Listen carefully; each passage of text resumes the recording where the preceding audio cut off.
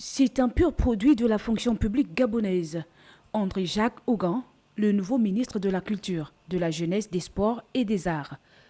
Natif d'Omboué, dans la province de l'Ogooué-Maritime, il fait ses études primaires à l'école publique d'Omboué et à l'école urbaine groupe 1 de Port-Gentil, puis effectue ses études secondaires au lycée technique national Omar Bongo de Libreville, avant de s'envoler pour le Royaume-Uni, l'Italie et la France pour poursuivre ses études supérieures.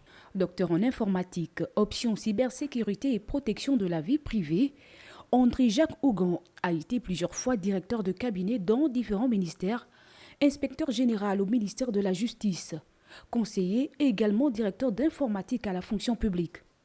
Il a également été à la marine marchande en qualité de conseiller financier et des affaires sociales. Sur le plan international, il a été au Parlement européen, au Conseil de l'Europe et à Strasbourg.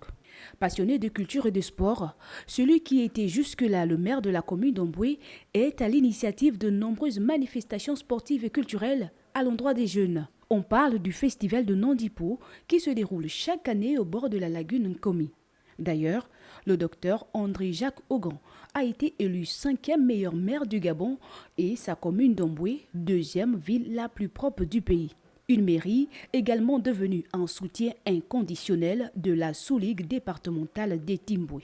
De l'avis de nombreux spécialistes, les chantiers ne manquent pas.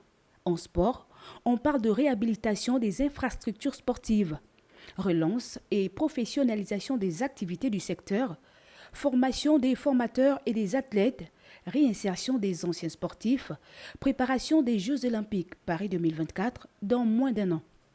Sur le plan culturel et artistique, la nécessité pour l'actuel ministre de terminer les travaux entamés par ses prédécesseurs est de mise, notamment l'aboutissement du texte portant statut de l'artiste et de l'acteur culturel, l'adoption de la loi sur la politique nationale en matière de culture, d'ailleurs considérée comme la base, mais aussi les affectations des agents de ministère, le recrutement des sortants écoles de l'ENAM, la construction de salles de spectacle.